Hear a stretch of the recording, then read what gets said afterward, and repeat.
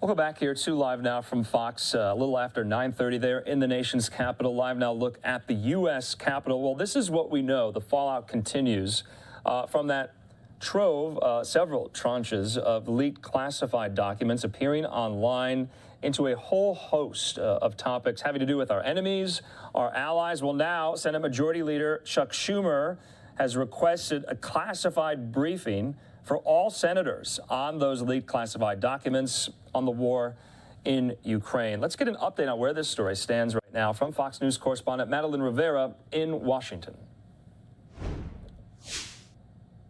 Pentagon officials are scrambling to assess the fallout after dozens of classified intelligence documents were leaked. And they are not the only ones looking for answers, with Congress demanding a briefing from the Biden administration. They're still sifting through the information that's just out there on the internet and on social media. So far, at least 53 documents have been posted, and many of them appear to be from February 23rd and March 1st.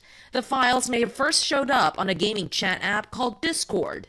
Defense officials are alarmed by the scope of the leak, with the materials containing information like details of the war in Ukraine, which could affect the upcoming spring offensive. The Pentagon has said they're legitimate, but also altered. They said it was altered in a way to overstate Ukrainian losses and to downplay Russian losses. The AP is also now reporting that one of the documents lays out how the United Arab Emirates is deepening its ties with Russian intelligence, an accusation the Emirati government is dismissing.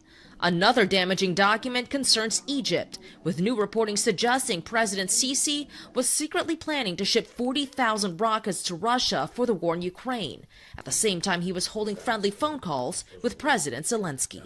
We take this very seriously, and we will continue to work closely with our outstanding allies and partners, and nothing will ever stop us from keeping America secure. U.S. officials have not ruled out the possibility of even more leaks.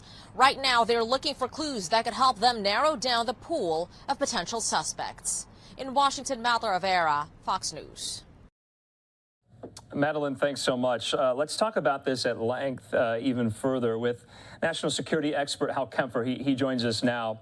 Hal, good to see you again. We last spoke about this Friday night, and it seems like this story has just kind of snowballed from there. I want to quote John Kirby at the White House briefing. This is what he said yesterday. He was asked, do you believe the leak is contained? Are there more documents out there that have not been released publicly? Is this an ongoing threat? To which he replied, we don't know. We truly don't know. This isn't over yet, is it? Andrew, it's not. And it really is. He does not know. And no one really knows. No one's quite sure. Now, what you can be sure is there's a very extensive investigation. They're following down every lead they possibly can. There's some unusual peculiarities about this one.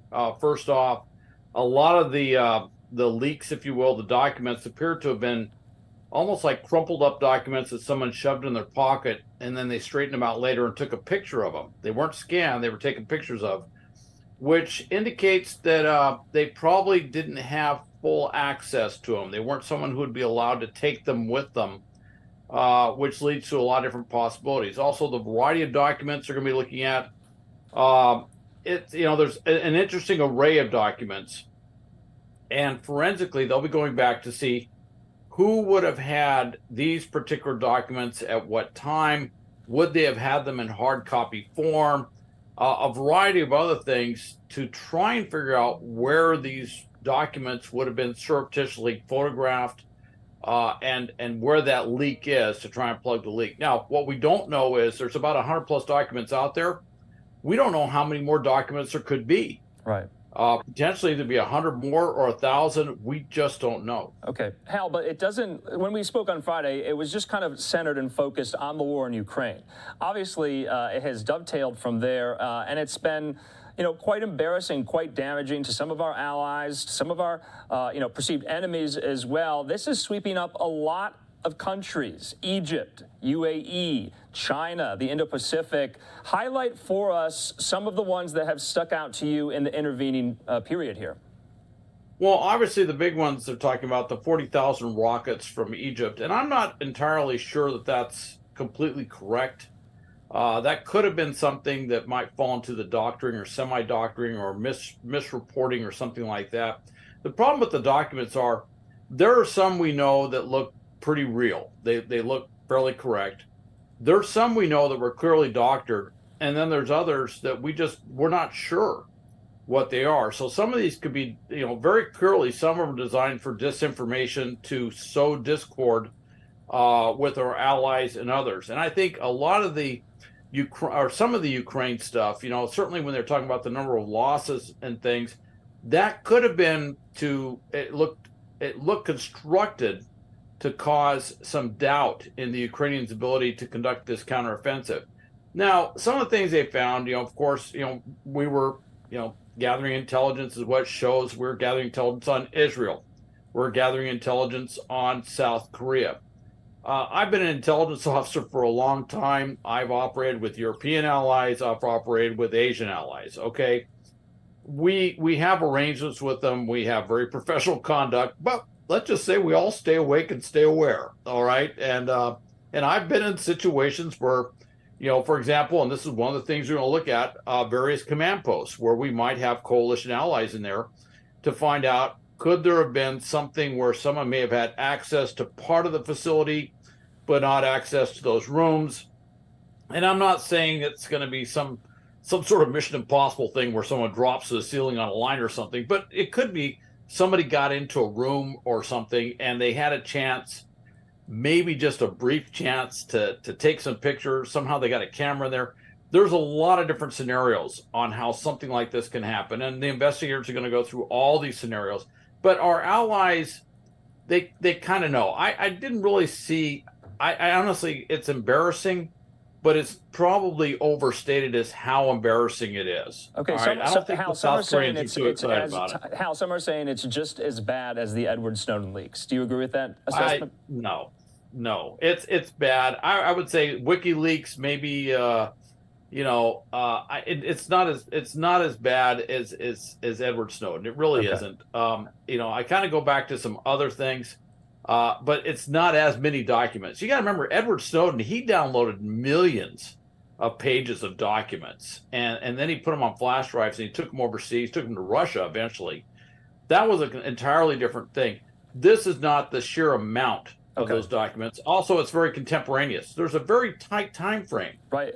That these are showing, and that's very different. That's one of the things the investigators are going to look at. Yeah, and Secretary of Defense Austin today, he said those leaked classified documents that the DOD is aware of, they're dated from February 28th and March 1st of this year. So it's a snapshot in time. But let's talk about who is to blame, or maybe we'll find that out, maybe we won't. But there is a disinformation blame game going on. People are pointing their fingers at every would-be possible suspect, saying this is your way of trying to sow disinformation to go into your ends to achieve your goals. It's interesting. I don't know, and we're going to find out. We can only speculate at this point.